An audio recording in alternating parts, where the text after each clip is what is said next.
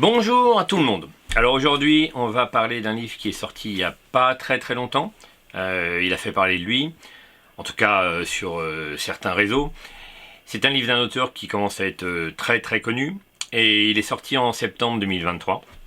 Alors c'est un sujet très intéressant parce que on n'a jamais autant parlé des hommes, des femmes, de ce qu'est un homme, de ce qu'est une femme, de l'identité de genre, comme on dit maintenant, comme on essaye d'imposer en tout cas. Et donc l'auteur a mis les pieds dans le plat de ce sujet pour donner son avis sur ces sujets très délicats qui sont vraiment dans l'air du temps. Alors, on va pas faire durer le suspense plus longtemps. Voilà, il s'agit de Laurent Oberton pour Raisonnablement sexiste aux éditions Magnus. Donc Laurent Oberton, il est très connu, il est notamment connu pour cet ouvrage, La France Orange Mécanique, qui commence à sacrément dater, je ne sais pas si ça n'a pas 10 ans ou 12 ans, en tout cas ça commence à être ancien et qui a fait une petite révolution en son temps, puisqu'il dévoilait notamment des informations sur l'insécurité en France, d'où son titre. La France Orange Mécanique en référence au film de Kubrick, Orange Mécanique. Et donc on a tellement parlé de Laurent Oberton que la France Orange Mécanique est une expression reprise un peu partout pour parler de l'insécurité en France, du délitement de la sécurité. Et donc là il s'est attaqué à un autre sujet. Raisonnablement sexiste nous parle des hommes, des femmes, de ce qui fait un homme, de ce qui fait une femme, des différences, des complémentarités. Et évidemment, il essaye de faire un contrepoids à cette tendance qui voudrait aujourd'hui faire que les hommes et les femmes seraient sensiblement les mêmes, qu'il n'y aurait pas de différence, voire même biologique, puisqu'on finit par être attaqué aujourd'hui quand on ose dire qu'il y a des différences biologiques, en tout cas dans certains milieux extrémistes. Et donc voilà, il a voulu contribuer, c'était pas sa spécialité, c'est la première fois qu'il parle de ce genre de sujet, il n'est pas du tout sur ce genre de sujet d'habitude, mais c'est intéressant d'avoir son avis.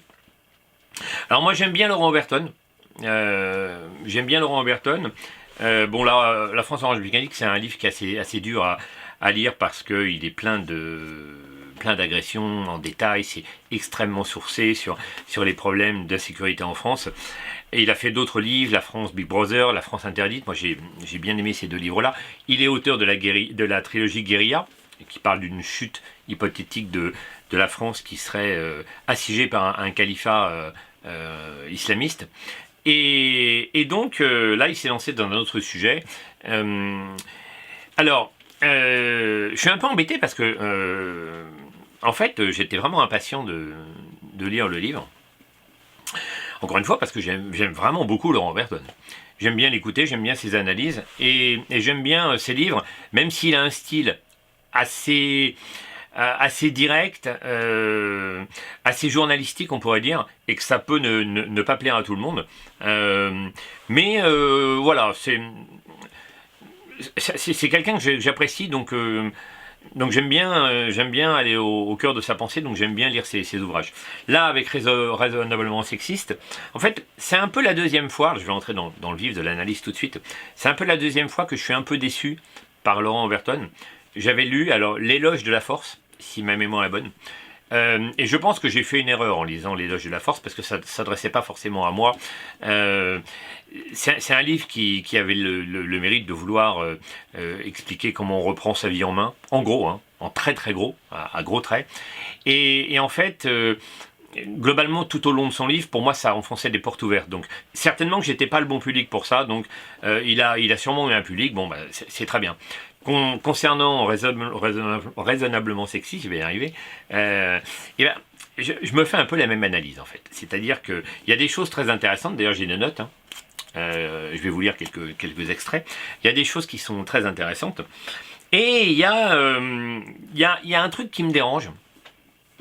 Alors, globalement, ce qui m'a dérangé le plus, alors évidemment, là, c'est pas de la faute de Laurent Oberton, c'est peut-être un peu de la mienne, c'est que globalement, j'ai pas appris grand-chose. Il y a des choses très intéressantes, mais je les avais déjà lues ou entendues ailleurs. Après, ça met toujours en forme une somme d'informations. C'est très bien de l'avoir à disposition. Si on a noté quelque chose, voilà, on peut sortir un extrait. D'autant plus que c'est plutôt bien sourcé. Et malgré tout, ce qui me dérange, donc il y a cette partie-là, à savoir le fait que j'ai pas appris énormément de choses. Alors évidemment, quand je lis un livre, j'espère apprendre des choses. Et le style, cette fois-ci, m'a un peu embêté.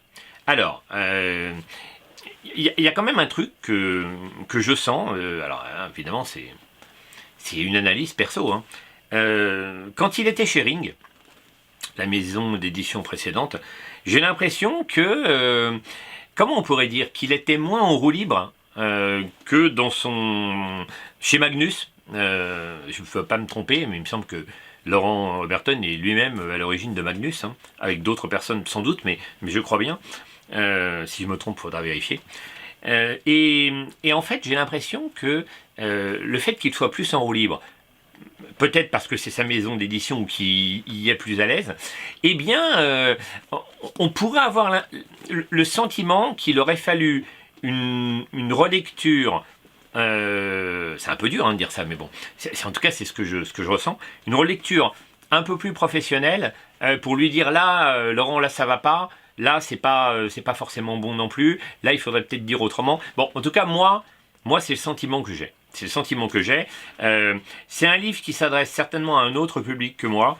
Et c'est sûrement pour ça que je n'y trouve pas mon compte. Sans doute que je sais trop de choses à ce sujet. J'en ai trop entendu, j'en ai trop vu sur Internet. Et sans doute qu'aujourd'hui, eh bien, les petits défauts que le livre peut avoir ne passent pas parce qu'il ne m'apporte pas grand-chose. Bon, ça c'est une première chose importante que je voulais dire. Concernant son style, c'est vrai que y a parfois des... Alors c'est un peu dommage parce que j'ai pas noté d'endroit particulier où je me suis dit là il faut absolument que je note parce que le style ne me convient pas. Maintenant j'essaye quand même de passer dessus quand je lis. Je vais pas m'arrêter à chaque fois systématiquement qu'il y a un truc qui me titille. Donc je mets de côté, mais globalement c'est le sentiment que j'en retiens. Après évidemment il y a des choses intéressantes dedans. Hein. Il aime bien, là c'est pour revenir sur le style, il aime bien faire des petites blagues de temps en temps. Je sais pas si c'est... Peut-être ça ne me va pas forcément plus que ça. Là il y en a une, là j'en ai noté une quand même. Donc, alors où est-elle Voilà, elle est ici. Donc il fait des petites blagues comme ça, et je sais pas si c'est très pertinent. Donc là, il parle globalement des relations hommes-femmes, évidemment, et il parle de la manière dont on peut voir les enfants aujourd'hui. Il fait des généralités. On est dans la première partie du livre. Et voilà, une toute petite punchline de Berton. Donc je vous lis. Ainsi, l'inceste mère-enfant fait sous nos latitudes, entre parenthèses, même dans le Nord-Pas-de-Calais, fermez la parenthèse, fait l'objet d'une puissante inhibition, probablement par l'empreinte maternelle que l'on observe chez tous les grands singes. Alors bon, vous aurez compris que ce qui me gêne un petit peu, c'est sa petite blague sur même dans le Nord-Pas-de-Calais. Alors bon, oui, ça peut faire sourire. Je pense que le mec qui lit ça, ou la fille qui lit ça du Nord-Pas-de-Calais, ça va sûrement pas lui plaire. Et il me semble que si j'ai noté cette petite blagounette là qu'il a mis entre parenthèses, je crois que c'est parce qu'il y en a d'autres comme ça, justement. Il y en a d'autres tout au long du livre qui me plaisent pas forcément. Après, il est extrêmement incisif, il l'est toujours d'ailleurs dans ses livres, et il va assez loin. Je vais vous lire un tout petit extrait. Donc là, il parle de la naissance des enfants. Donc voilà. Bref, revenons-en à notre constat de départ. L'heureux événement, vous vous souvenez? Donc il a parlé avant de la naissance des enfants.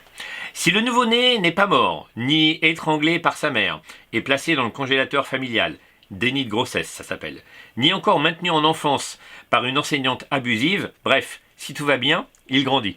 Alors là, bon, là c'est un petit peu plus drôle, même si c'est incisif, on aura compris la petite référence à Emmanuel Macron. Hein. Si l'enfant n'a pas été maintenu en enfance par une enseignante abusive. Bon, il a des petites punchlines comme ça sur François Hollande, sur DSK, sur Macron. Ça c'est plutôt drôle. Donc je vais quand même vous lire quelques extraits que j'ai retenus. Alors là, je vais vous lire un extrait sur le mariage. Alors son livre, il est découpé en plusieurs parties. Il parle du mariage, il parle des différences biologiques entre les hommes et les femmes, des différences sociales. Il parle des différents types de couples que lui a aperçus, des couples hommes-femmes. Quelles sont les différences, quels sont les archétypes principaux de ces couples. Et là, il parle du mariage. Alors là, c'est un extrait assez intéressant. Donc il nous parle un petit peu de l'intérêt du mariage, en fait. L'invention du mariage, après l'effondrement récent de sa valeur, a permis de tempérer sérieusement les ardeurs mâles, en matérialisant le coût de l'acte sexuel. C'était aussi un moyen de fidéliser les engagements à long terme. Si le sexe ne coûte à l'homme guère plus qu'une éjaculation, il ne sera pas très sélectif. Mais si cela doit lui imposer de s'occuper toute sa vie de sa femme et de ses enfants, et même peut-être le dissuader de toute relation sexuelle avec d'autres femmes, il choisira avec beaucoup plus de soin. C'est tout le sel du mariage. En instituant les obligations coûteuses, des milliers d'euros, et publiques, entre parenthèses impliquant famille, proches, autorités municipales et religieuses, etc., il s'engage devant témoins à assumer ses lourdes tâches, entre parenthèses, et à payer encore plus cher s'il n'y parvient pas. Il renonce donc à sa liberté en s'engageant à tenir son rôle. Ce qui explique que les femmes soient plus friandes de mariage que les hommes, surtout depuis qu'il s'agit de consentement mutuel avec option, demande, entre parenthèses à genoux, lâcher de colombe, robe de princesse, et qu'il n'est plus question de virginité, voire de dot, pour compenser le statut supérieur de l'époux. Le mariage fut donc longtemps perçu comme une preuve d'investissement masculin, ce qui est moins le cas aujourd'hui, sauf en cas d'enfant, puisque sa rupture facilitée a moins de conséquences. Pour résumer, le choix masculin de la beauté fidèle et le choix féminin des ressources et du sérieux assurent aux enfants de meilleures chances de réussir et de séduire. Contrairement à de tenaces légendes, les belles femmes sont aussi, en moyenne, plus intelligentes. Et ça ne risque pas d'évoluer. Une moche ne peut séduire qu'un idiot. Donc engendrer des ribambelles de moches idiots, voire Jean-Kévin et Alison, des prénoms qu'il emploie régulièrement. Les inégalités se creusent et absolument rien en dehors d'un plan de reproduction fomenté par quelques ministères ne saurait changer ça. Alors ça c'est amusant, voilà, il essaye régulièrement de rappeler des vérités que les gens, en tout cas qu'une certaine société voudrait annihiler. Et donc voilà, là sur le mariage, alors évidemment il développe un peu plus que ça, j'ai choisi cet extrait parce que il est symptomatique, mais c'est assez intéressant ce genre de commentaires. Je vais vous lire un autre extrait. Alors ça c'est quelque chose d'amusant parce que il parle des différences sociales et du comportement en matière de séduction ou de relations sexuelles qu'on aura en fonction des différences sociales. Et c'est vrai que c'est quelque chose qu'on peut sentir. En tout cas, qu'on perçoit parfois avec des news qu'on va choper ici et là à propos d'une personnalité publique, d'une star, de quelqu'un qui a des comportements qui seraient en dehors de la norme par rapport à monsieur et madame tout le monde, monsieur moyen dirait Laurent Berton. Donc voilà, petit extrait. Il est aussi à la mode, et cela l'a souvent été, chez une certaine aristocratie intellectuelle, de justifier de manière idéologique ou philosophique son affranchissement des bases des règles du tout venant. De l'adultère de classe, en quelque sorte. On parlera de couple libre, soi-disant plus adulte que les autres. Une légitimisation snob de comportements immatures.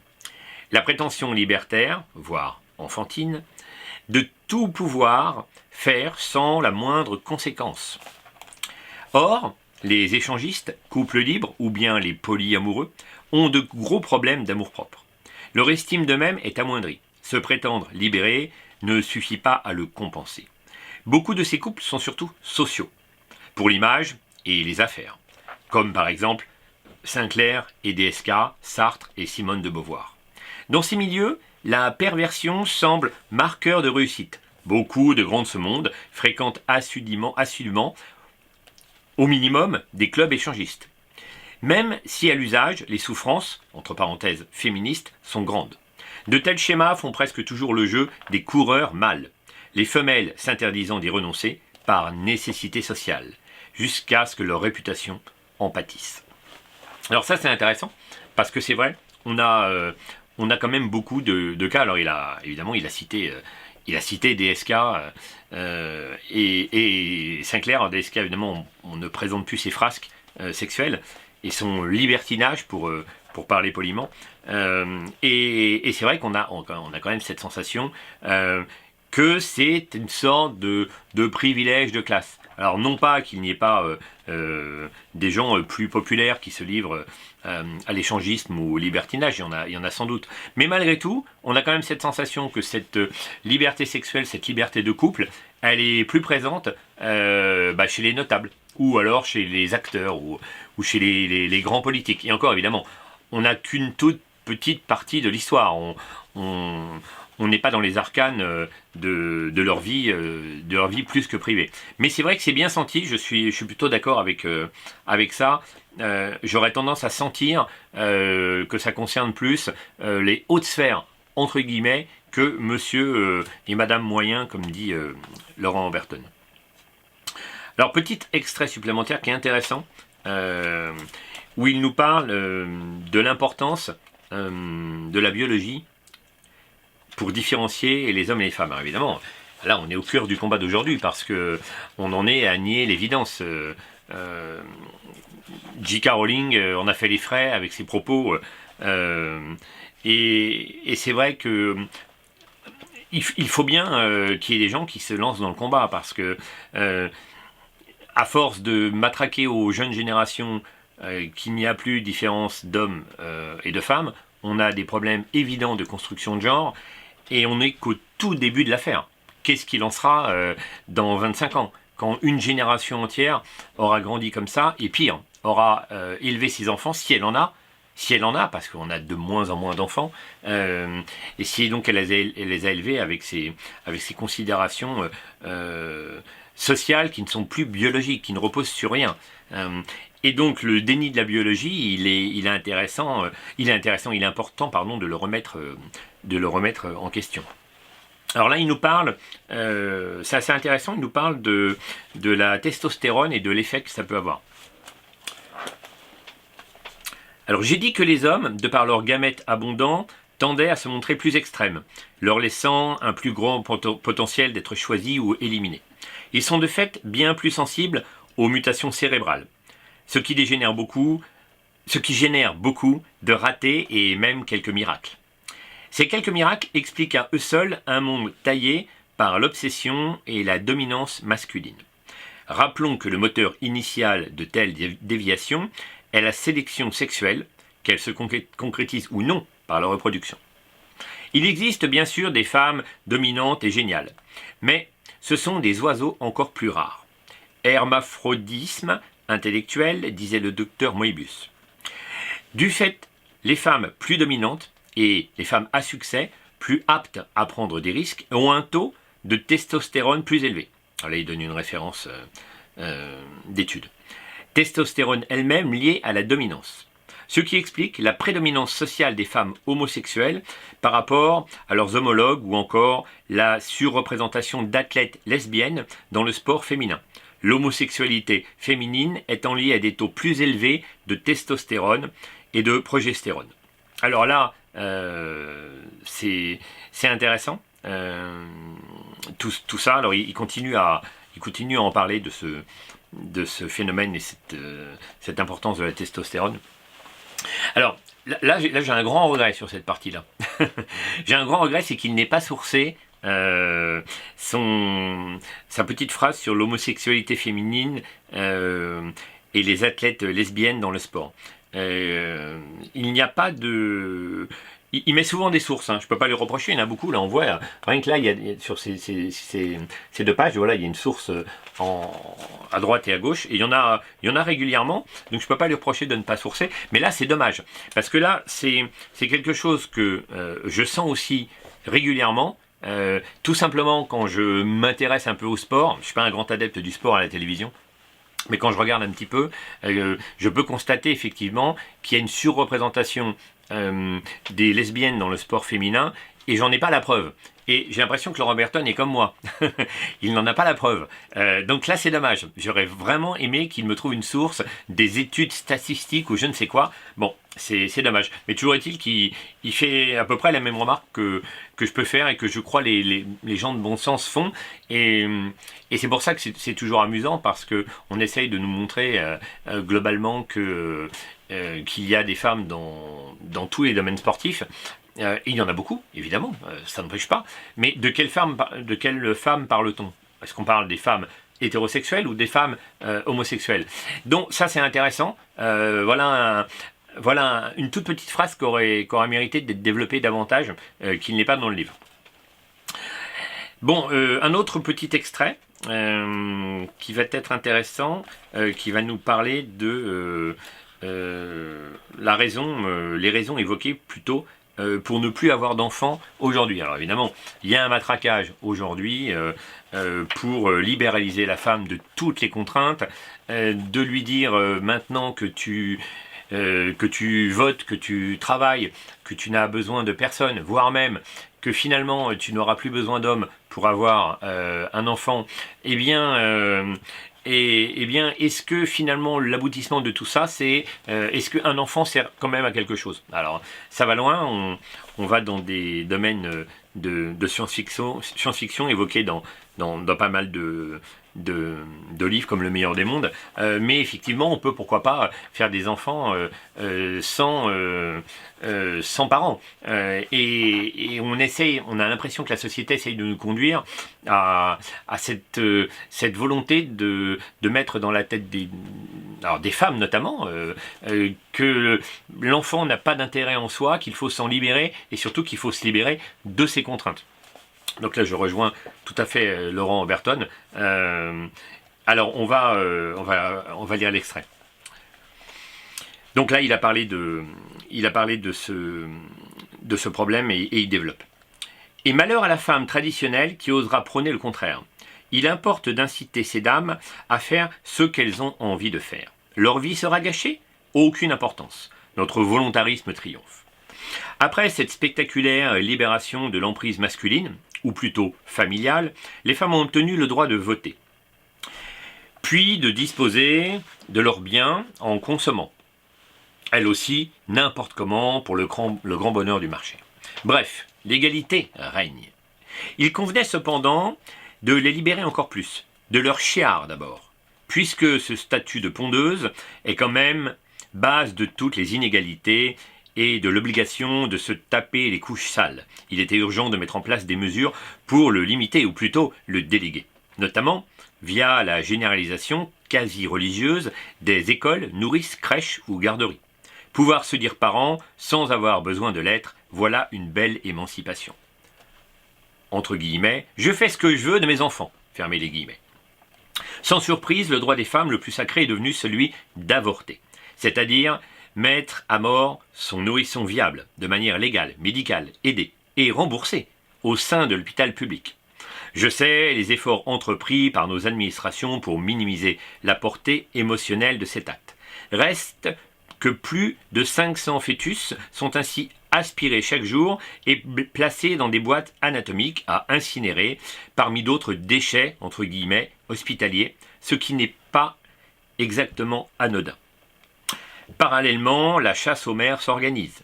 Les hommes au foyer sont des dieux médiatisés, les femmes au foyer des succubes invisibles. Entre guillemets, l'instinct maternel est une vaste supercherie, titrait France Inter le 1er juin 2023, en s'appuyant notamment sur l'expertise d'une autrice de bande dessinée. Entre guillemets, l'allaitement a des effets pervers, prétendait de son côté Rue 89, le site internet, le 17 novembre 2012. Entre guillemets, Même dans le plus heureux des couples, les tâches domestiques échoient peu à peu aux femmes, et l'allaitement y contribue. La mère qui allaite devient souvent le parent privilégié pour consoler l'enfant, lui trouver une nounou, choisir son école. Fermez les guillemets. Voilà le genre de raisonnement propre à culpabiliser n'importe quelle mère influençable, c'est-à-dire n'importe quelle jeune mère. Un héritage du féminisme à la Simone, de Beauvoir, profondément anti-femelle, littéralement misogyne, consistant à criminaliser ce que nous sommes et nous prétendre très au-dessus du règne animal. Alors voilà, là il y va quand même fort, et effectivement il donne son avis assez tranché. Alors j'ai pas trop entendu parler Laurent Oberton sur l'avortement, donc je lui prêterai pas des propos que je ne connais pas. J'imagine qu'il est évidemment pas contre l'avortement, et j'imagine aisément que la petite partie là où il parle de l'avortement et du nombre d'avortements, c'est simplement une manière de sensibiliser. Il en parle dans ce livre, il en parle dans d'autres livres. La démographie étant un enjeu extrêmement important aujourd'hui pour l'avenir de la France, eh bien c'est sûr qu'il s'inquiète sans doute de la chute de la natalité. Et évidemment, il essaye de remettre en perspective ce qu'est un avortement. Bon, évidemment, j'imagine qu'il est comme tout homme de bon sens, il n'est pas contre l'avortement en règle générale. Simplement, il précise que ça n'est pas anodin. Alors, dernier petit extrait intéressant, où il parle de la prostitution. Alors voilà.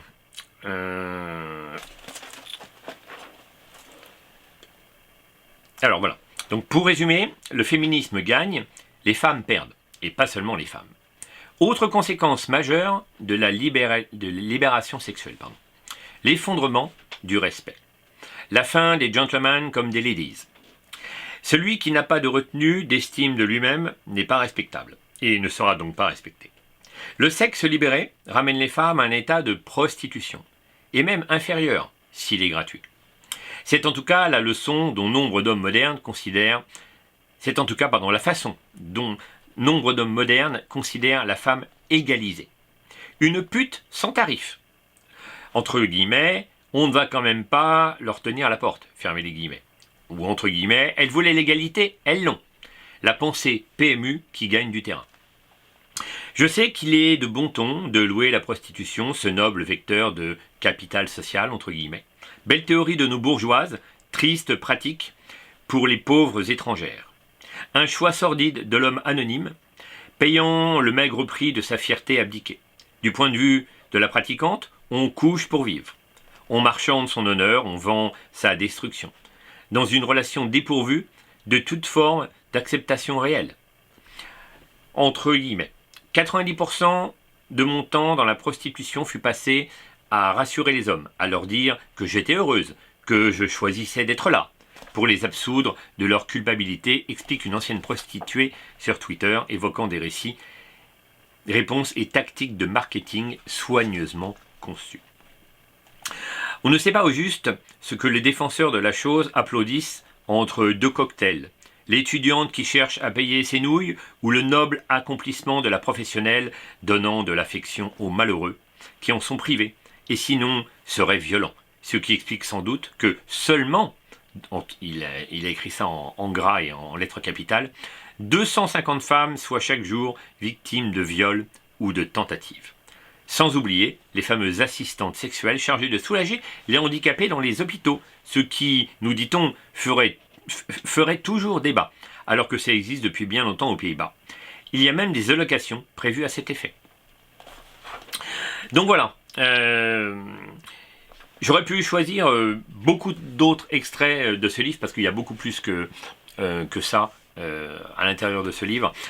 Il nous parle évidemment des relations hommes-femmes, il nous parle des différentes manières de vivre son couple. Alors oui, il donne des conseils. Moi, je peux l'interpréter comme ça, ce sont des conseils en fait. Il donne des conseils aux lecteurs qui n'auraient pas la base nécessaire et qui seraient un peu perdus aujourd'hui dans les relations hommes-femmes. Et c'est pour ça, finalement, que je pense que ce livre, raisonnablement sexiste, eh bien, il s'adresse plutôt à des jeunes gens. J'aurais pas l'impression que ça puisse s'adresser à des gens qui ont un peu de vécu, ou qui ont déjà lu autre chose, ou qui ont beaucoup écouté ces sujets. Alors après, c'est toujours utile, évidemment, de rappeler la base. Mais il faut le savoir en l'achetant. En fait, on l'achète pour soutenir Laurent Oberton. On l'achète parce qu'on veut absolument, on est curieux et on veut absolument voir ce qu'il a dit. Ou alors on l'achète parce qu'on a besoin de conseils. On se sent un peu perdu et on a besoin d'une sorte de guide, un peu comme il avait fait dans l'éloge de la force, une sorte de guide des relations hommes-femmes. Et donc là, auquel cas ça peut être intéressant. Sans doute que la plupart des gens qui liront Raisonnablement sexiste ne percevront pas le problème de style que moi j'ai pu percevoir. Sans doute que ça coulera, ça glissera, ça ne les gênera pas. Sans doute aussi apprendront-ils beaucoup de choses et ils sortiront heureux. J'ai pas regardé le tirage, je sais pas combien il s'est vendu. Laurent Oberton vend bien. Il faudrait voir s'il a vendu autant que d'habitude, moins que d'habitude, ce que je ne lui souhaite pas. Mais toujours est-il que voilà, ça s'adresse à un public qui ne maîtrise pas vraiment ce sujet, donc plutôt à de jeunes personnes. Voilà, c'en est fini pour aujourd'hui. Raisonnablement sexiste de Laurent Oberton, à lire si on n'est pas au point sur les relations hommes-femmes et si on veut reprendre une dose de rectification de la vérité sur la biologie, ce qui différencie les hommes et les femmes. De ce point de vue-là, c'est assez intéressant. Voilà, à bientôt.